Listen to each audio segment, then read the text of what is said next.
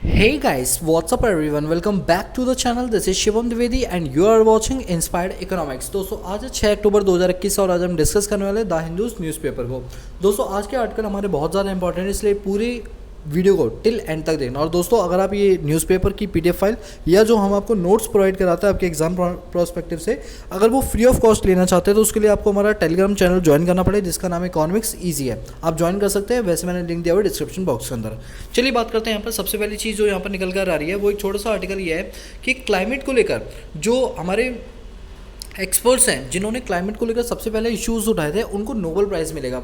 Sir एक बात बताओ, आपने कल भी हमें नोबेल प्राइज़ के बारे में बताया था। जी हाँ दोस्तों, वो था बायोलॉजी के केस में। आज हमें फिजिक्स के केस के अंदर जो है अमेरिका के अंदर तीन बड़े बड़े जो कि यूएस जापानीज साइंटिस्ट हैं उनको यहाँ पर क्या मिलेगा, नोबेल प्राइज़ मिलेगा। ठीक है, अब देखो मेन चीज़ पता है क्या है, हमें ये नहीं समझना नोबेल प्राइज़ मिला नहीं मिला, हमें ये समझना है कि ये किन लोगों को मिला और किस काम के लिए मिला। तो ये यूएस के जो साइंटिस्ट हैं उनमें 3 साइंटिस्ट हैं, उनको ये नोबेल प्राइज़ मिलने वाला है। क्यों मिलने वाला है? क्योंकि जो क्लाइमेट एक्शन है ना, कि जो हमारा एनवायरनमेंट है, पहले हम कुछ जानते ही नहीं थे। पहले हम क्या करते थे, खूब ईंधन उड़ाते थे, खूब पेट्रोल में धुआं उड़ाते थे। हमें यही नहीं पता था कहीं ना कहीं से एनवायरनमेंट पर इसका नेगेटिव इम्पैक्ट पड़ेगा। कार्बन डाइऑक्साइड की मात्रा जितनी ज़्यादा बढ़ेगी उतनी ज़्यादा हमारे पर जो गैसेस है उनका जो चैम्बर है वो पूरा ख़राब हो जाएगा, या उससे हमारी जो अर्थ का टेम्परेचर है वो बढ़ना शुरू होगा।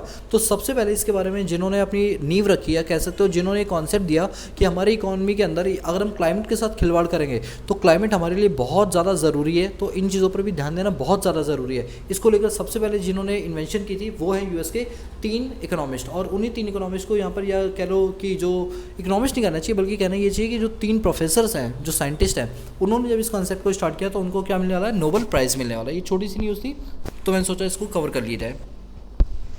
इसके बाद यहाँ पर और आगे चलते हैं तो सेकंड पेज के अंदर यहाँ पर देखो क्या आ रहा है, expert deliberate on the way of transforming Delhi streets. दोस्तों ये मैं इसलिए नहीं कवर कर रहा है, वैसे ही लोकल लेवल की न्यूज़ है, बट मैं कवर इसलिए कर रहा हूँ बिकॉज आपको ये पता होना चाहिए कि जैसे जो हमारा वर्ल्ड क्लास इंफ्रास्ट्रक्चर है वो कितना ज़्यादा अच्छा है, क्या होता है, ये सब चीज़ें।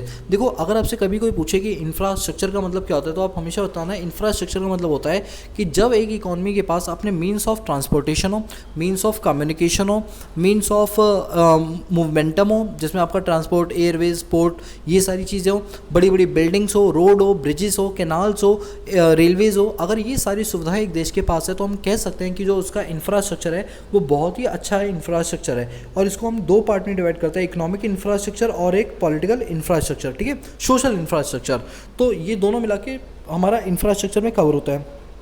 अब जो दिल्ली गवर्नमेंट है, आम आदमी पार्टी, इन्होंने क्या बोला है कि अब हम दिल्ली में आने वाले समय के अंदर जो इंफ्रास्ट्रक्चर प्रोजेक्ट्स हैं उन पर काम करना शुरू करेंगे और बड़ी बड़ी बिल्डिंग, बड़े बड़े रोड्स वगैरह यहाँ पर बनाने की कोशिश करें जिससे दिल्ली के निवासियों को इसका क्या मिले, बेनिफिट मिले। इन्होंने सबसे बड़ा एग्जाम्पल ये दिया कि जिस तरह से चांदनी चौक के अंदर बहुत ज़्यादा रश रहता था, अब वो रश नहीं रहता, क्योंकि देखो चांदनी चौक की गलियाँ कितनी साफ़ कर दी हैं, कितनी चौड़ी कर दी हैं, किस तरह से ट्रांसफॉर्म किया पिछले 2 सालों के अंदर। तो यहाँ पर ये अपनी जो सिटी है यानी दिल्ली सिटी को वर्ल्ड क्लास सिटी बनाना चाह रही है, जिसको लेकर अरविंद केजरीवाल ने कहा है कि आने वाले समय के अंदर हम जो दिल्ली की गलियां हैं उनको भी सुधारने का यहाँ पर काम करेंगे। ठीक है, इसके बाद यहाँ पर एक बात चल रही है, court pull up police for harassing Delhi riots victim.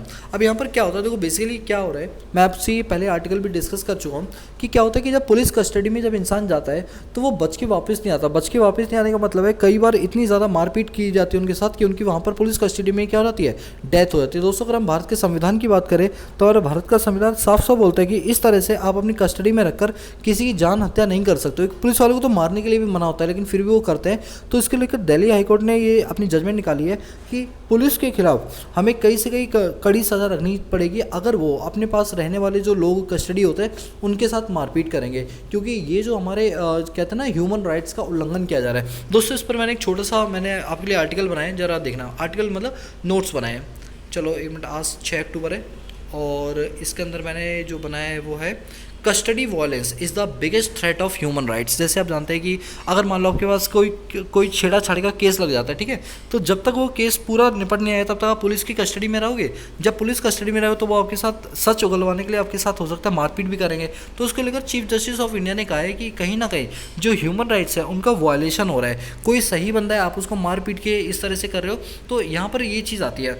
अब बात क्या बोली है, बात ये बोली है चीफ जस्टिस ऑफ इंडिया ने नोटिस किया कि जो पुलिस स्टेशन है वो हाईली थ्रेट करते हैं। हाईली थ्रेट मतलब 3rd डिग्री टॉर्चर करना लोगों के ऊपर, तो कहीं ना कहीं इससे लोगों के जो राइट्स हैं, डिग्निटी है, वो जो है वो यहाँ पर लूज होती हुई नजर आ रही है, जिसको लेकर यहाँ छानबीन की गई तो पता चला नेशनल क्राइम रिकॉर्ड ब्यूरो के अनुसार 2001 से लेकर 2018 तक 26 पुलिसकर्मियों के खिलाफ मुकदमा दायर किया गया, जिसके अंदर अराउंड 1727 लोगों की डेथ भी होगी। अगर हम देखें 4.3 जो परसेंट जो डेथ यानी 70 जो डेथ हैं वो तो सिर्फ अकेले 2018 के अंदर हुई। इसमें सबसे ज़्यादा जो वॉयलेंस देखने के लिए मिलता है वो आपका यूपी, मध्य प्रदेश, चंडीगढ़, उड़ीसा के अंदर देखा जाता है कि यहाँ पर किसी भी पुलिसमैन को कोई कन्विक्ट वगैरह नहीं दिया जाता। ठीक है, कन्विक्ट मतलब जेल की सजाएं वगैरह नहीं जाती।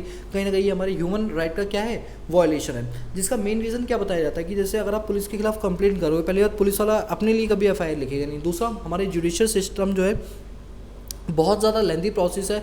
आप काम करना चाहते हो, सजाए मौत देना चाहते हो या उसको सज़ा देना चाहते हो तो आपको काफ़ी साल लग जाते हैं जस्टिस पाने के लिए।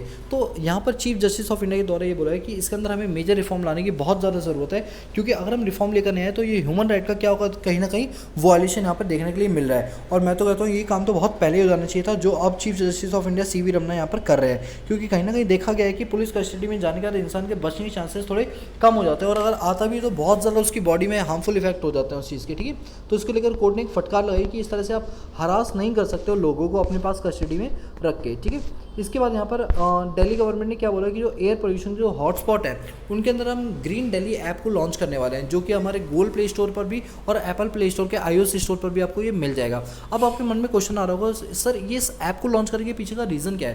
देखो रीज़न सिर्फ इतना है कि हम ये चाहते हैं कि दिल्ली के जितने भी वो इलाके जहाँ पर सबसे ज़्यादा पॉल्यूशन होता है, जहाँ ग्रीनरी बहुत कम है, उन जगहों को भी ग्रीनरी भरा बना सके।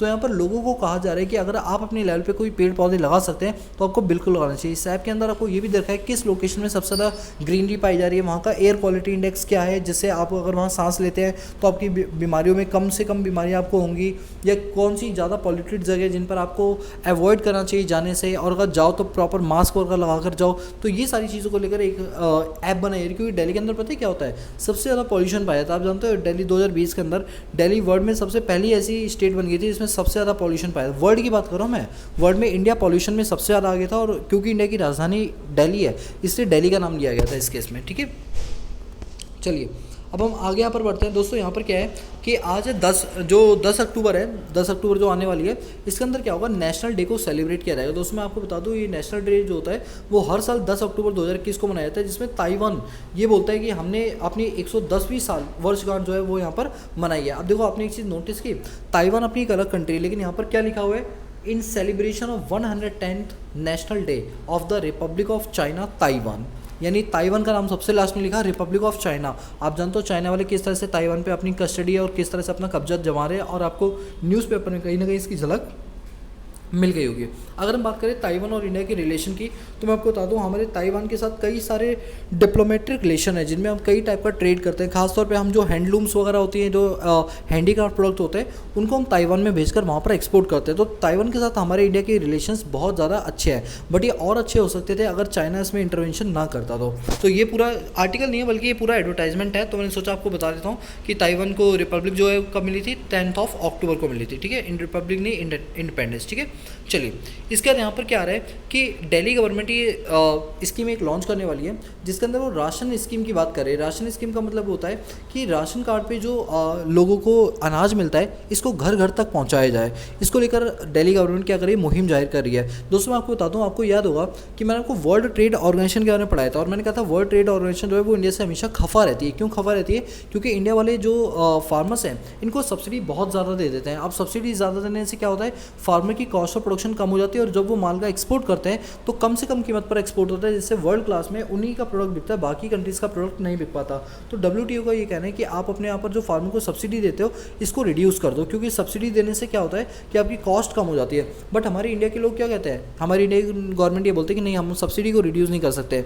अब क्या होता है ना कि जो गवर्नमेंट सब्सिडाइज रेट पर इनसे MSP के थ्रू माल खरीदती है, असल में इस माल को क्या करते हैं, वो PDS सिस्टम के थ्रू गरीब लोगों को वो माल 1-1, 2-2 रुपये के हिसाब से, गेहूँ के हिसाब से वो बांट देती है। तो यहीं पर अरविंद केजरीवाल का ये कहना है कि जो राशन स्कीम है इसको इतना सिंप्लीफाई बना देना चाहिए कि जिस तरह से आज की डेट में एक पिज़्ज़ा 20 मिनट के अंदर आपके घर के अंदर आ जाता है, क्यों ना यही काम गवर्नमेंट करे कि जो राशन कार्ड है, जिनको राशन लेता हो, चावल चीनी और गेहूँ लेना होता है, तो इनके घर घर तक राशन पहुँचाया जाए जिससे ये बाहर ज़्यादा ना निकले।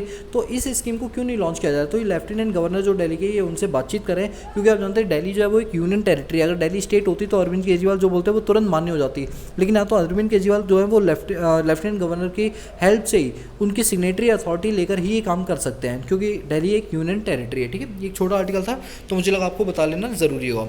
इसके बाद अगर हम आगे यहाँ पर चले, ये तो चलो एडवर्टाइजमेंट है, इसको ज़्यादा यहाँ कवर नहीं करेंगे। अब अपने एग्जाम के प्रोस्पेक्टिव से जो चीज़ें इंपॉर्टेंट है हम उनको डिस्कस करते हैं।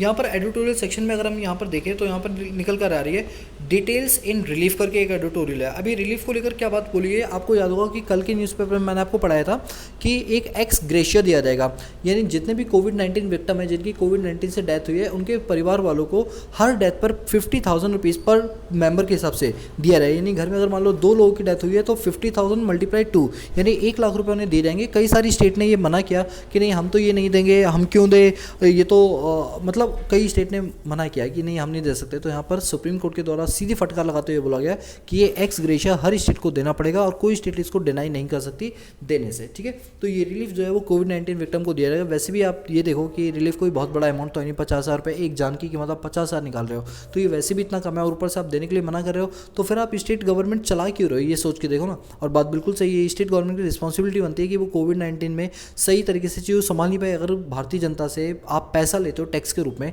तो इट्स योर रिस्पॉन्सिबिलिटी ना कि आप अपना हॉस्पिटल सिस्टम अच्छे से करो, उनको हर तरीके की सुख सुविधाएं प्रोवाइड कराओ। और आप नहीं प्रोवाइड कर पा रहे जिसकी वजह से डेथ हो रही है, तो आपकी अब रिस्पॉन्सिबिलिटी बनती है कि आप अपना मुआवजा दो। तो यही सुप्रीम कोर्ट ने बाकी स्टेट्स को बोला है। जो लोग ये कहते हैं ना, कई स्टेट्स बोलते हैं कि नहीं हम नहीं देंगे मुआवजा, तो फटकार लगाते हुए बोला कि नहीं आपको मुआवजा तो 50 रुपये पर हेड के हिसाब से देना ही यहाँ पर पड़ेगा। इसके बाद यहाँ पर दूसरा एडिटोरियल आता है, RBI micro finance proposal that are anti poor. अब ये एंटी पुअर का क्या मतलब है, देखो पहले ना पूरे इस एडिटोरियल को समझते हैं, फिर मैं आपको एग्जाम प्रोस्पेक्टिव से बताऊंगा क्या चीज़ इंपॉर्टेंट है। एडिटोरियल ये कह रहा है कि जून 2021 के अंदर आरबीआई ने क्या कहा था कि एक पब्लिश किया था एक डॉक्यूमेंट जिसके अंदर ये बताया कि माइक्रो फाइनेंस क्या होता है कि जैसे जिन घर परिवारों की जो इनकम है वो कम है, तो उनको हम लगभग 1 लाख रुपए का या 1,50,000 यानी 1.5 लाख तक का हम क्या करेंगे, उनको लोन प्रोवाइड करवा देंगे, जो वो अपनी मंथली इंस्टॉलमेंट के हिसाब से भी पे कर सकते हैं, yearly instalment, half yearly, quarterly या पर डे के हिसाब से, इवन हफ्ता वीकली भी आप इसको पे कर सकते हो। बट रियलिटी में गवर्नमेंट ने तो ये स्कीम बना दी, यानी आरबीआई ने तो स्कीम बना दी माइक्रो फाइनेंस की, लेकिन ये स्कीम सुचारू रूप से चल नहीं पा रही है। क्यों नहीं चल पा रही? क्योंकि माइक्रो फाइनेंस का इंटरेस्ट इतना ज़्यादा होता है कि जो पब्लिक है वो बैंक के पास लोन लेने के लिए आ ही नहीं रही, वो बड़े बड़े साहूकार के पास चली जाती है लोन लेने के लिए, जिसका रेट ऑफ इंटरेस्ट हमारे माइक्रो फाइनेंसिंग से भी कम होता है। तो ये कहा ही जा रहा है कि आरबीआई जो कि बैंकिंग चैनल का काम करती है और वो इतना ज़्यादा रेट लगा दी कि लोग उससे माइक्रो फाइनेंस ले ही नहीं रहे। तो इस स्कीम का फ़ायदा क्या है, जब गवर्नमेंट जो पब्लिक है उस स्कीम का फ़ायदा ही नहीं उठा पा रही है, तो आपने इस स्कीम को लॉन्च क्यों किया है? तो यहाँ पर ये कहा जा रहा है कि आपको अपना रेट ऑफ इंटरेस्ट कम करना चाहिए। जो साहूकार लोग इंटरेस्ट ले रहे हैं उससे भी कम करोगे तो लोग आपकी ओर अट्रैक्ट होंगे आपसे लोन लेने के लिए। चलो मैं इस पर ना आपको नोट्स समझाता हूँ तो आपको नोट्स से ज़्यादा अच्छे से क्लियर होगा।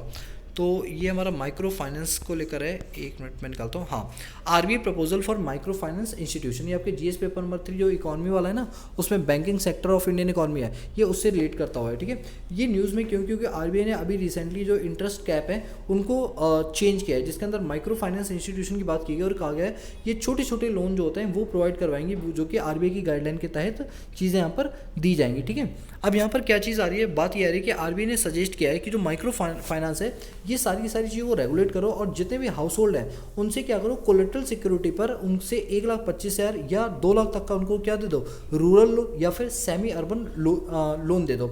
इसका पर्पज़ ये कि हाउस होल्ड में अगर मान लो उनके लिविंग में किसी चीज़ की ज़रूरत है तो उन ज़रूरतों को वो अपने यहाँ से पूरा कर सकते हैं। तो यहाँ पर सबसे बड़ी बात पता है क्या चली है, बात ये चली कि इसका जो रेट है वो इतना ज़्यादा है कि लोग इससे लोन लेते ही नहीं है। लोग क्या करते हैं, बड़े बड़े जो साहूकार हैं उनसे लोन लेना पसंद करते हैं क्योंकि उनका रेट ऑफ इंटरेस्ट क्या है, कम है। लेकिन याद रखना यहाँ पर जो लोन दिया जाता है वो लगभग 1 लाख रुपए तक का दिया जाता है, अगर आपकी फैमिली इनकम 1,25,000 है, 1.5 लाख रुपए है तो।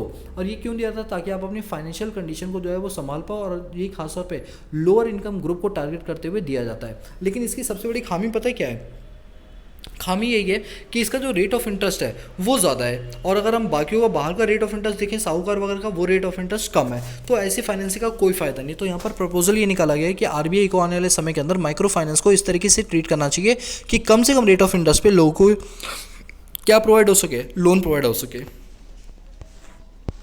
इसके बाद ऑकस ग्रुप।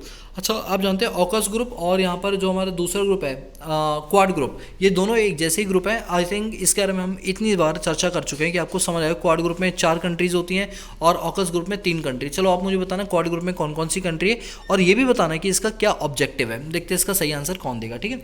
इसके बाद अगर हम आगे चलें तो यहाँ पर एक आर्टिकल आता है to mat on a mat. ये क्या बात कर रहा है? ये बात कर रहा है कि जो पुलिस वाले लोग होते हैं, तो पुलिस क्या करती है, पुलिस वाले लोग लोगों को कस्टडी में ले लेते हैं, उनके साथ मारपीट करते हैं। दोस्तों ये मुद्दा ना तब ज़्यादा उसमें आ गया था जब क्या हुआ था कि एक जो बेटा और बाप है, इनको एक दुकान से उठा लिया गया था। अभी क्या होता है, लॉकडाउन के केस में आपको पता ही होगा कि 8 बजे तक दुकानें बंद हो जानी चाहिए, तो ये रूल था। तो क्या हुआ था कि 8:05 हो गए थे, इन्होंने अपनी दुकान बंद नहीं की थी। तो उस केस के लिए क्या किया, जो फादर और जो उसका बेटा दुकान पर बैठा था, उन दोनों को पुलिस ने अपनी कस्टडी में ले लिया और उनके साथ इतनी मारपीट की गई कि दोनों की डेथ हो गई। तब ये मुद्दा ज़्यादा उछाल में आया कि पुलिस कस्टडी का मतलब ये थोड़ी आप इंसान की जान ले लोगे, ऐसा नहीं हो सकता। और ऐसी केस यूएसए के अंदर देखने के लिए मिला था कि यूएसए के अंदर क्या होता है कि एक बंदे को कस्टडी में लिया और उसका गला को इस तरह से दबा दिया गया पुलिसकर्मी के द्वारा कि उसके ऑन द स्पॉट डेथ हो गई। तो ये कहा जा रहा है, अभी जो हमने ऊपर आर्टिकल पढ़ा था ना, ये उसी का एडिटोरियल सेक्शन के अंदर कवर किया गया है, जो कि हमारे राघवन जी हैं, आर के राघवन जी, उन्होंने इसको डिटेल में विस्तार के अंदर बताया। वही चीज़ है जो अभी हमने ऊपर कवर की, इसलिए अब हम इसको यहाँ पर दोबारा डिस्कस नहीं करेंगे। अच्छा, यहाँ पर एक आर्टिकल ये आ रहा है, the challenging of going back to school, कि देखो स्कूल को रीओपन तो आपने कर दिया, लेकिन अभी भी एक बहुत बड़ा चैलेंज ये है कि स्कूल को रीओपन करने के बाद अभी क्या होगा कि अभी बच्चे लोग आपस में मिलेंगे तो इसका इम्पैक्ट अभी देखने के लिए नहीं मिलेगा। इसका इम्पैक्ट जो कोविड-19 के जो इम्पैक्ट होता है वो देखने के लिए मिलेंगे अप्रैल और मई महीने में। अभी आप जितना भी एक दूसरे से मिलजुल रहे हो, अभी आपको कोविड नहीं होगा, लेकिन जब इसकी जो कहते हैं ना, जो जीन्स हैं, जब वो बढ़ना शुरू होते हैं तो वो 1-2 महीने का टाइम लेते हैं, और फिर ये गर्मियों के टाइम पर हमें ये कोविड-19 के केसेस के अंदर नज़र आते हैं। तो स्कूल को रीओपन करना अपने आप में एक बहुत बड़ा चैलेंज है, जिसको किस तरह से काउंटर किया जाए। आज भी जो सेंट्रल और स्टेट गवर्नमेंट है वो इन चीज़ों को समझ नहीं पा रही है कि आखिर स्कूल को रीओपन किया जाए या ना किया जाए, क्योंकि ऑलरेडी 2 साल हो चुके हैं। रीओपन अगर नहीं किया तो बच्चों के अंदर जो मेंटल हेल्थ जो है वो बच्चों की बहुत ज़्यादा ख़राब हो जाएगी। इस बात को लेकर बहुत चिंता यहाँ पर व्यक्त की जा रही है, ठीक है। चलिए इसके बाद अगर हम आगे देखें यहाँ पर तो आ रहा है crack down there hope here. अभी क्या है दोस्तों, यहाँ पर बात चलिए जो चाइना है, तो चाइना ने क्या किया हुआ है, अभी बहुत सारे एंटी सोशल ग्रुप्स वगैरह बनाए हुए हैं। अब चाइना क्या करता है दोस्तों, एक काम करता हूँ, मैंने इसको एडिटोरियल में कवर करूँगा। इसका एडिटोरियल अभी आने वाला है, कल या परसों की डेट में चाइना को लेकर एक बहुत बड़ा एडिटोरियल आएगा, क्योंकि चाइना के अंदर ना अभी क्या है कि कोयले वगैरह की जो कंजम्पशन है वो खत्म हो गई। चाइना के अंदर बहुत पावर क्राइसिस चल रही है, तो उसका आर्टिकल आएगा, मैं उसमें इसको डिटेल में डिस्कस कर देता हूँ। अभी डिस्कस करना बेकार है क्योंकि अभी ज़्यादा चीज़ें इसमें आई नहीं है, ठीक है। अच्छा, यहाँ पर एक छोटा सा आर्टिकल आया कि सितंबर 2021 के अंदर जो एम्प्लॉयमेंट का लेवल है वो बढ़ोतरी यानी बढ़ता हुआ देखा गया है। क्यों बढ़ता हुआ देखा है? क्योंकि काफ़ी टाइम से जो लॉकडाउन है वो सिचुएशन चल रही है। अभी इस टाइम पर लॉकडाउन को 100% ओपन कर दिया है, पूरी इंडस्ट्रीज फुली तरीके से काम कर रही हैं, तो सडनली यहाँ पर जो डिमांड है वो इंक्रीज़ होनी शुरू हुई। लोग की जेब में पैसा है तो डिमांड बढ़नी शुरू हुई। जब डिमांड बढ़ेगी तो लोग चीज़ों की डिमांड करेंगे। डिमांड करने का मतलब है हम इन चीज़ों का प्रोडक्शन करेंगे, प्रोडक्शन करने वाले सप्लाई बढ़ाएंगे, सप्लाई बढ़ाने का मतलब है हम लेबर्स को हायर करेंगे, बड़े बड़े कॉन्ट्रैक्टर को, मैनेजर्स को। तो इससे क्या होगा, एम्प्लॉयमेंट लेवल हमारा इंक्रीज होगा। तो ये देखा कि सितंबर 2021 की रिपोर्ट के हिसाब से जो एम्प्लॉयमेंट है वो पहले के मुकाबले काफ़ी बढ़ गया पिछले 2 सालों के अंदर। चलो ये तो बहुत ही एक अच्छी और पॉजिटिव न्यूज़ है यहाँ पर, ठीक है। चलिए इसके बाद अगर हम देखें तो 15 हाई कोर्ट जजेस ट्रांसफर्ड। अभी ये बात क्या कर रहा है कि अभी हाई कोर्ट के अंदर जैसे मान लो एक हाई कोर्ट में कोई जज नहीं है तो दूसरे हाई कोर्ट से उसका ट्रांसफ़र उस जज में, उस हाई कोर्ट में कर दिया जाता है। तो ये सब किस सिस्टम के थ्रू होता है? कोलेजियम सिस्टम के थ्रू होता है। और आपको पता हो कोलिजन सिस्टम हम इतनी बार रिपीट कर चुके हैं, चलो एक बार और कर देते हैं, आपको अच्छे से और याद हो जाएगा कोलिजन सिस्टम क्या होता है। तो कोलिजन सिस्टम क्या होता है, इसका मतलब ये होता है जजेस की जो अपॉइंटमेंट की जाती है उस सिस्टम को बोलते हैं कोलिजन सिस्टम। 1981 में सिर्फ चीफ जस्टिस ऑफ इंडिया ही थे जो जजेस की क्या करते थे, अपॉइंटमेंट करते हैं, लेकिन बाद में 1983 के अंदर इनके पैनल को बढ़ा दिया गया, एक नहीं बल्कि 2 और सीनियर जजेस साथ में मिलकर, यानी टोटल हो 3 जजेस जो ये रिकमेंड करेंगे कि आने वाले समय के अंदर कौन चीफ जस्टिस ऑफ इंडिया बनेगा, और ये अपनी रिकमेंडेशन प्रेसिडेंट ऑफ इंडिया को सबमिट करेंगे। फिर प्रेसिडेंट ऑफ इंडिया उस पर अपनी असेंट देकर क्या कर देंगे, फुल एंड फाइनल कर देंगे कि आने वाले समय के अंदर नया चीफ जस्टिस ऑफ इंडिया कौन बनेगा या नया जो हाईकोर्ट का जज है वो कौन बनेगा। इसके बाद क्या हुआ, 1998 के अंदर अब हमने क्या किया, हमने कहा कि नहीं भाई जो जजेस का पैनल है वो छोटा है, हम इसको 5 जजेस का पैनल करें, जिसमें एक चीफ जस्टिस ऑफ इंडिया रहेगा और 4 सीनियर मोस्ट जजेस हो जाएंगे, जो ये डिसाइड करेंगे आने वाले समय के अंदर कौन हमारे नया जज होने वाला है। दोस्तों यहाँ एक सबसे बड़ी नेगेटिव पॉइंट ये है, वो ये कि यहाँ पर जो जजेस अपॉइंट किए जाते हैं कहीं ना कहीं इनके अंदर क्या होता है ना कि अपने जो रिश्तेदार होते हैं उनको आगे बढ़ाने का मौका यहाँ पर ज़्यादा मिलता है, क्योंकि वो 5 जजेस की कमेटी है। अब 5 जजेस आपस में क्या बातचीत कर रहे हैं क्या नहीं कर रहे वो तो किसी को नहीं पता, तो यहाँ पर क्या होता है नेपोटिज्म देखने के लिए ज़्यादा मिलता है। दोस्तों अभी भी हमें अपने जुडिशरी सिस्टम के अंदर रिफॉर्म करना चाहिए, और इस पूरे सिस्टम बोलते हैं कोलिजियम सिस्टम। तो अगर कोई आपसे पूछे कोलिजियम सिस्टम क्या होता है, आप सिंपल सी भाषा में बता देना कि जब जजेस की अपॉइंटमेंट की जाती है तो उसके अपॉइंटमेंट के जो पूरे प्रोटोकॉल्स होते हैं, जो रूल्स एंड रेगुलेशन होता है, उनको हम क्या बोलते हैं अपने पास, कोलिजियम सिस्टम बोलते हैं। ठीक है, तो अभी ये 15 जजेस जो है हाई कोर्ट के वो ट्रांसफर किया जा रहे हैं, तो किसके द्वारा किए जाएंगे, कोलिजियम सिस्टम के थ्रू किए जाएंगे। इसके बाद यहाँ पर डेनमार्क के प्राइम मिनिस्टर जो है वो सैटरडे को आने वाले हैं। एक मिनट,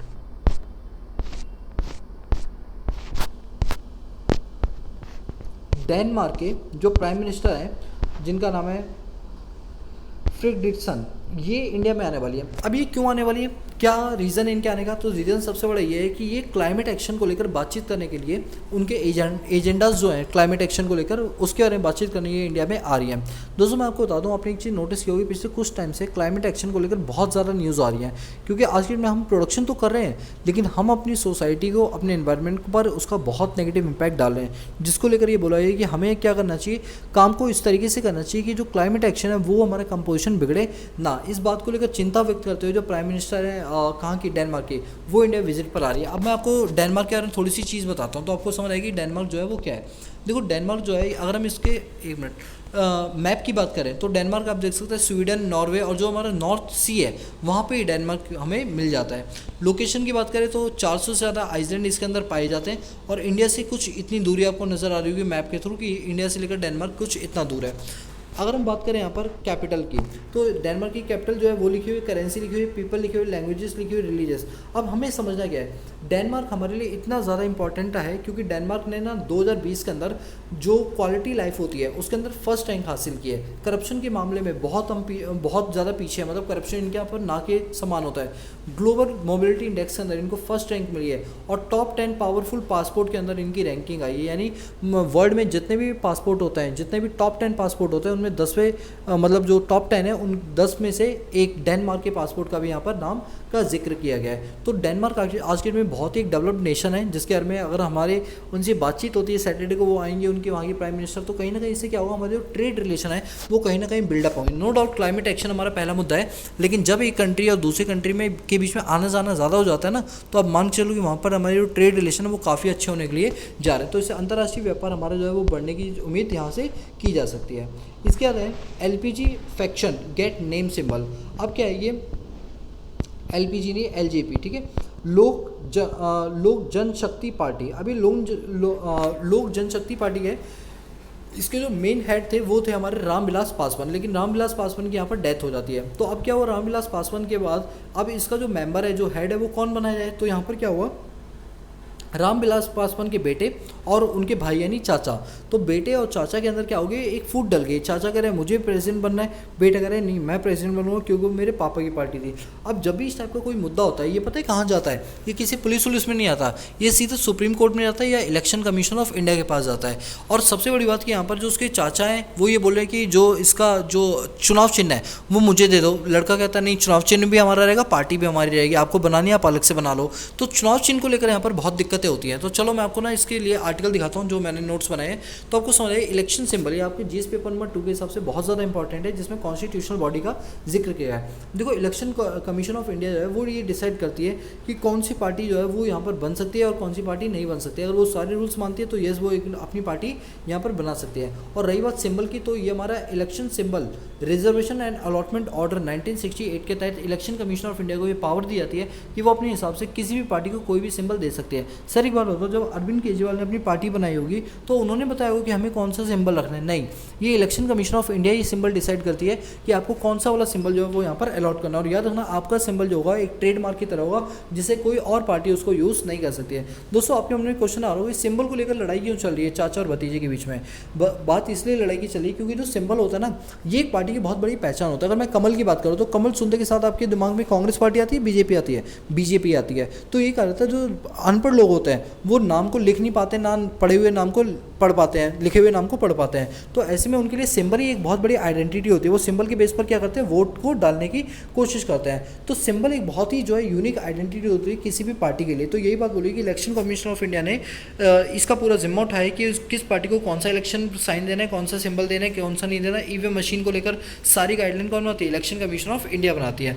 अब यहाँ पर क्या बात बोली कि अगर कोई डिस्प्यूट होता है तो paragraph number 15 of election commission of India में लिखा हुआ है कि कोई भी डिस्प्यूट होता है राइवलरी ग्रुप्स के बीच में तो उसका निपटारा कौन करेगा, इलेक्शन कमीशन ऑफ इंडिया करेगा। और अगर ईसीआई की बात पर आप ना खुश हो तो आप सुप्रीम कोर्ट के अंदर भी ये केस लेकर जा सकते हो, लेकिन सुप्रीम कोर्ट भी ईसीआई के फेवर में ही जो है वो डिसीजन अपने यहाँ पर सुनाएगा। तो ये रामविलास पासवान की जो पार्टी है एलजेपी, जिसका नाम है लोक जनशक्ति पार्टी, इसमें बहुत ज़्यादा भी इंटरनल डिस्प्यूट्स वगैरह यहाँ पर देखने के लिए मिले हैं। लेकिन हमें डिस्प्यूट से कोई मतलब नहीं, हमें तो ये सीखना है कि जो ये सिंबल है ये कौन देते हैं कौन नहीं। क्योंकि देखो हमें हर न्यूज़ को ना पॉलिटिकल एंगल से तो सोचना ही नहीं है, हमें न्यूज़ से तो आर्टिकल डिस्कस करना है कि हमारे एग्जाम जो इंडियन पॉलिटी है, इंडियन इकोनॉमिक्स में उसके कौन कौन से पॉइंट इसमें कवर किए गए हैं। ठीक है, तो आप पढ़ने की इंटेंशन से इन चीज़ों को पढ़ना। ठीक है, चलिए इसके बाद अगर हम बात करें must look of weakness and strength of 13A। अब यहाँ पर क्या बात बोली जा रही है, श्रीलंका के लिए बात की जा रही है। अब श्रीलंका के जो फॉरेन मिनिस्टर है उन्होंने क्या बोला था इंडिया को कि आप यहाँ पर एक पोर्ट है, उस पोर्ट पे आप कंस्ट्रक्शन स्टार्ट करो। जब हम कंस्ट्रक्शन स्टार्ट करने के लिए जा ही रहे थे तो तुरंत एक हफ्ते पहले उन्होंने बोल दिया कि नहीं हम आपसे कंस्ट्रक्शन करा के चाइना से करवाएंगे। तो कहीं ना कहीं चीज़ें खराब होती हैं, आपके इससे डेवलपमेंटल रिलेशन यहाँ पर खराब होते हैं। श्रीलंका इस टाइम चाइना के पूरे डेट ट्रैप में फंस चुका है, लेकिन फिर भी श्रीलंका क्या करती है, इंडिया वालों को वो कॉन्ट्रैक्ट करने से मना कर देती है, क्योंकि उन्हें पता है कि चाइना उन पर दबाव डाल रहा है कि आप ये कॉन्ट्रैक्ट हम ही को दो और किसी कंट्री को यहाँ पर मत दो। तो उसको लेकर एक बातचीत होगी कि किस तरह से इंडिया और श्रीलंका के जो अपने ट्रेड रिलेशंस है उनको यहाँ पर डेवलप किया जा सकता है। ठीक है, इसके बाद क्या है अपने पास आगे बढ़ते हैं। ये त्रिमूल को लेकर तो आपको पता ही है, अभी कल की डेट में बहुत ज़्यादा वहाँ पर राइट्स यानी दंगे देखने के लिए मिले, जिसमें हमारे 3 या 4 किसान भाई लोग क्या हो गए, शहीद हो गए। ठीक है, इसके बाद अगर हम और आगे चलें यहाँ पर तो यहाँ पर एक चीज़ नज़र आ रही है कि 42 fighter syndrome not possible in next 10 to 15 year. अभी देखो हमारा मुद्दा ये नहीं कि क्या सिंड्रोम है, मुद्दा ये है कि आपको ना कमेंट मुझे ये बताना है कि जो हमारे यहाँ पर नेवी डे होता है वो नेवी डे कौन से दिन को मनाया जाता है। और मैं बता दूँ वो अक्टूबर का महीना है, आप मुझे डे बताओगे कौन से दिन को नेवी डे इंडिया में सेलिब्रेट किया जाता है, क्योंकि इस टाइप के क्वेश्चन वन डे एग्जामिनेशन के अंदर पूछे जा सकते हैं। ठीक है, चलो इसके बाद अगर हम आगे यहाँ पर चलें तो इसमें भी कोई ऐसी खासा भी न्यूज़ यहाँ पर नहीं है। इसके बाद चलता है इकोनॉमिक सेक्शन पर। Service PMI flag first higher since November. अभी ये क्या बोल रहा है कि जो PMI इंडेक्स होता है, परचेजिंग मैनेजर इंडेक्स होता है, तो यहाँ पर क्या हो रहा है कि हमने कई सारे मैनेजर से ये पूछा कि उन्हें बिजनेस करने में कितनी आसानी हो रही है, कितनी डिफिकल्टीज हो रही है। एक बकायदा क्वेश्चन आयर होता है जो हर अच्छी कंपनी के मैनेजर से क्या कराया जाता है, फिल करवाया जाता है, जिसके अंदर हमारी रैंकिंग जो है वो PMI के अंदर बढ़ती हुई नजर आ रही है। यानी यहाँ के इंडिया के जितने भी कंपनीज हैं उनके जो मैन्युफैक्चरर हैं या जो उनके जो मैनेजर हैं उनके द्वारा यही कहा जा रहा है कि पहले साल की कंपेरिजन इस साल हमें काम करने में चीज़ों को आसान किया जा रहा है, हमें रॉ मटेरियल आसानी से मिला है, गवर्नमेंट की पॉलिसी से हम बहुत ज़्यादा खुश हैं। तो इससे क्या निकाल लेते हैं, PMI रिपोर्ट निकाल लेते हैं। अभी हाल ही में देखा है कि जो हमारा सर्विस सेक्टर PMI है वो आगे आने वाले समय के अंदर और भी ज़्यादा यहाँ पर इंक्रीज हो सकता है। राइट साइड एक न्यूज़ है, coal to last less than 4 days at 64 power plant. दोस्तों मैं आपकी जानकारी के लिए बता दूं, अभी चाइना में एक कोल की लेकर बहुत ज़्यादा क्राइसिस चल रही है। चाइना में पावर कट बहुत ज़्यादा हो रहे हैं क्योंकि उनके पास बिजली नहीं है। यही आदत कुछ इंडिया में भी देखने के लिए मिल गई। अगर मैं आज की डेट की बात करूं तो आज की डेट से हमारे पास सिर्फ 4 दिन का कोयला बचा है जिससे हम बिजली बना सकते हैं और बिजली प्रोवाइड करवा सकते हैं। क्योंकि हम कोयला क्या करते हैं, ऑस्ट्रेलिया या बड़ी बड़ी जो कंट्रीज़ हैं उन पर हम कोयले को लेकर डिपेंड है, लेकिन इस टाइम कोयले की जो सप्लाई है वो कम होगी, जिसके चलते इंडिया में कोयला प्रॉपर मात्रा में नहीं आ पा रहा। अब क्योंकि कोयला इंडिया में नहीं आ पा रहा तो कोल इंडस्ट्रीज़ क्या कर रही है, खाली बैठी हुई हैं। अभी अगर हम बात करें इंडिया में सिर्फ 4 दिन का कोयला या कह लो 4 से भी कम दिन का कोयला हमारे पास बचा है, तो इससे कहीं ना कहीं पावर प्लांट के अंदर पावर कट्स आपको इंडिया के अंदर देखने के लिए यहाँ पर मिल सकते हैं। देखो दोस्तों इससे हमें क्या चीज़ सीखनी चाहिए, सीखनी ये चाहिए कि देखो अगर कोयला नहीं है तो बिजली नहीं है। अगर काश हमारे पास हमारे सभी घरों के अंदर सोलर पैनल्स लगे होते हैं तो पहली बात तो कोयला जो जलाया जाता है उससे जो पॉल्यूशन होता है, थर्मल पावर प्लांट, वो पॉल्यूशन हमारा रुक जाएगा। दूसरा हमारी कोयले के ऊपर जो डिपेंडेंसी है वो रिड्यूस हो जाएगी। और तीसरा सस्टेनेबल डेवलपमेंट को यहाँ पर बढ़ावा मिलेगा। तो अल्टीमेटली इस आर्टिकल से हमें क्या सीखना चाहिए कि हमें कोयले पर डिपेंड नहीं रहना चाहिए, बल्कि कोयले को कोई ना कोई सब्सिट्यूट, जैसे सोलर पैनल वगैरह है, इस टाइप के जो सब्सिट्यूट्स होते हैं उनसे हमें अपना काम को चलाना चाहिए। और यहाँ पर अब हमें समझ आ गई सस्टेनेबल डेवलपमेंट हमारे लिए कितनी ज़्यादा ज़रूरी है। सोच के देखो अगर हम सोलर पैनल वगैरह यहाँ पर यूज़ कर रहे होते तो क्या आज ये दिन हमें देखने पड़ते कि इतने ज़्यादा पावर कट्स वगैरह इंडिया में होने वाले हैं। तो ये सब हमें देखने की कोई भी ज़रूरत नहीं पड़ती है। ठीक है, तो यहाँ से हमें बहुत सारी चीज़ें सीखनी चाहिए। इवन चाइना के अंदर भी देख पा रहे हैं कि कितने ज़्यादा पावर कट्स वगैरह देखने के लिए मिल रहे हैं, और यही सिचुएशन इंडिया के साथ हो गई है। तो इंडिया में 64 पावर प्लांट है जिनके पास सिर्फ और सिर्फ 4 दिन से भी कम का कोयला बचा है थर्मल पावर प्लांट से बनाने के लिए, ठीक है। तो ये बहुत ही एक नेगेटिव चीज़ है हमारी इंडिया के लिए। और इसके बाद अगर हम आगे यहाँ पर चले तो इसके बाद हाँ, BMW एक कंपनी है, ठीक है। ये आप मुझे बताओगे BMW जो है वो किस कंट्री की जो कंपनी है वो इंडिया में आके काम कर रही है, ठीक है। अब इन्होंने क्या किया, अपना सेल्स टारगेट किया 2021 के अंदर। इन्होंने कहा कि हम पहले के मुकाबले डबल डिजिट ग्रोथ करेंगे अपने पास। दोस्तों ये बहुत बड़ी कमिटमेंट होती है अगर कोई ये बोलता है डबल डिजिट ग्रोथ करेंगे। अब आपके मन में क्वेश्चन आ रहा है, सर आप तो हमें इकोनॉमिक्स के बारे में बताने वाले हो, आप ये इंडस्ट्रीज़ के बारे में BMW के बारे में क्यों बता रहे हो। देखो BMW कहीं ना कहीं इंडिया में FDI का काम करता है कि ये बाहर की कंपनी जिसने आके इंडिया में अपनी होली ऑन सब्सिडरी कंपनी खोली है और यहाँ पर अपनी मैन्युफैक्चरिंग प्लांट लगाती है, इंडिया में आके बेचती है कारों को। तो अल्टीमेटली इससे इंडिया का जो एम्प्लॉयमेंट लेवल है वो इंक्रीज होता है, इंडिया के अंदर जो मैकेनिज्म है वो स्ट्रांग बनता है। तो इसलिए हमें ये पढ़ना बहुत ज़्यादा ज़रूरी होगा। तो अगर वहाँ के जो चेयरपर्सन है अगर वो ये बात बोल रहे हैं डबल डिजिट ग्रोथ होने वाली है, तो हमारी इंडिया के लिए बहुत ही पॉजिटिव न्यूज़ है। हो सकता है आने वाले समय के अंदर हमारे यहाँ पर जो एम्प्लॉयमेंट है, आप जानते हैं अभी सितंबर 2021 के अंदर एम्प्लॉयमेंट रेट हमारा इंक्रीज हुआ। तो यही जो कंपनी होती है, इन्हीं कंपनी की वजह से हमारा जो एम्प्लॉयमेंट लेवल है वो यहाँ पर बढ़ता है। सोच के देखो, और कारें इंडिया में बनी तो नेशनल इनकम इंडिया में बनेगी, GDP इंडिया की बढ़ेगी, यहाँ के लोगों को रोजगार मिलेगा। तो ये बहुत ही अच्छी बात होती है। इवन कल की न्यूज़ में आपको बताया भी था कि एप्पल कंपनी और जो हमारी कौन सी है इलॉन मस्क की टेस्ला मोटर, ये 2022 तक अपनी यूनिट इंडिया में ओपन कर देंगी, जिससे कि जो मैन्युफैक्चरिंग है वो इंडिया में होगी, माल सस्ता मिलेगा और सबसे बड़ी बात टेक्नोलॉजी ट्रांसफर होगी और एम्प्लॉयमेंट लेवल बढ़ेगा। इंडिया का GDP नेशनल इनकम सब चीज़ें क्या होंगी इंडिया की बढ़नी शुरू हो जाएंगी, ठीक है। ये चीज़ें हैं। इसके बाद अगर हम यहाँ पर और आगे चलें तो यहाँ पर तो ऐसी कोई खास न्यूज़ नहीं है। अब यहाँ पर एक चीज़ आ रही है, filming first movie in space. दोस्तों टॉम क्रूज की एक मूवी आने वाली है जिसके अंदर 3 एस्ट्रोनॉट है, आप डायरेक्टर वगैरह देख सकते हैं और ये दोनों एक्टर देख सकते हैं। बीच में बैठे हैं ये डायरेक्टर और साइड में जो दोनों बैठे हैं वो क्या है, एक्टर्स हैं। ये क्या कर रहे हैं, अपने पास 12 दिन के लिए कहाँ जा रहे हैं, स्पेस के अंदर जा रहे हैं। और स्पेस में ये लोग क्या करेंगे, वहाँ पर शूटिंग करेंगे। और ये रशियन एक्टर हैं सारे के सारे। और टॉम क्रूज को तो खैर आप अच्छे से जानते हो, हॉलीवुड मूवी वगैरह बनाने के लिए। तो मिशन इम्पॉसिबल जो टॉम क्रूज की है, इसको नासा में किया रही है। और ये किस कंपनी के थ्रू किया रही है, इलॉन मस्क के थ्रू। क्योंकि इलॉन मस्क के पास जो फाइटर प्लेन्स हैं, फाइटर प्लेन नहीं बोलना चाहिए बल्कि जेट वो रॉकेट बोलना चाहिए। इनके पास जो रॉकेट हैं वो कम से कम कॉस्ट के ऊपर आज स्पेस में लेकर जाते हैं, जिसकी वजह से इनकी जो मूवी है वो इलॉन मस्क की कंपनी के साथ की जा रही है। मतलब उनकी हेल्प लेकर स्पेस के अंदर ये मूवी शूट की रही है। अगर ये मूवी शूट हो जाती है सक्सेसफुली तो याद रखना स्पेस पे बनने वाली ये पहली मूवी बन जाएगी वर्ल्ड के अंदर, ठीक है। और वो भी किसमें, हॉलीवुड के अंदर। चलिए इसके बाद क्या है आपके पास, ऑकस ग्रुप को लेकर बात बोली कि ऑकस ग्रुप में अभी बहुत सारी दिक्कतें देखने के लिए मिल रही हैं। क्योंकि आप जानते हैं वो न्यूक्लियर सबमरीन की बात हुई थी, फ्रांस बड़ा खफा हो गया था इस चीज़ को लेकर। तो मैं इसको दोबारा डिस्कस नहीं करूँ क्योंकि रिपीटेशन मोड पर हर दिन हमें देखने के लिए यहाँ पर मिलती ही जा रही है। इसके बाद अगर हम बात करें आज की डेट में हमारे पास जो निफ्टी है उसके अंदर कौन कौन सी टॉप 50 कंपनी, तो आपको बता दूँ Adani port, Asian paint, Axis bank, Bajaj auto, Bajaj finance services, Bajaj finance, Bharti Airtel, BPCL, Britannia India, Cipla India, coal India, Divi's lab, doctor Reddy lab, एंकर motor, Grasim India, HCL tech, HDFC bank, HDFC life, Hero MotoCorp corporation, Hindalco company, Hindustan Unilever, ICICI bank, IndusInd bank, Infosys bank, Indian oil corporation, ITC, GSW cement, Kotak bank, L&T, M&M, Maruti Suzuki, Nestle India limited, NTPC, ONGC, power grid corporation, Reliance industries, SBI, state bank, Shree cement, Sun pharma, Tata consumer product, Tata motor, Tata steel, Tata consultancy service, tech Mahindra, Titan, UltraTech cement, UPL और विप्रो। अगर हम exchange rate की बात करें तो हमारे पास exchange rate में US dollar, euro, British pound, Japanese yen और चाइनीज युआन है। और यही जो 5 करेंसीज होती हैं ये हमारी किस में काउंट की जाती है, SDR में, स्पेशल ड्राइंग राइट, जो कि IMF क्या देती है, लोन के रूप में प्रोवाइड करवाती है। सो आई होप कि आपको आज का हिंदू न्यूज़पेपर जो है वो पसंद आएगा, क्योंकि हर दिन कोई ना कोई ऐसा आर्टिकल आ जाता है जो हमारे एग्जाम पर्सपेक्टिव से बहुत ज़्यादा इंपॉर्टेंट होता है, ठीक है। तो चलिए दोस्तों आज की क्लास के लिए इतने रखते हैं, बाकी मिलते हैं नेक्स्ट क्लास में, तब तक के लिए पीस आउट।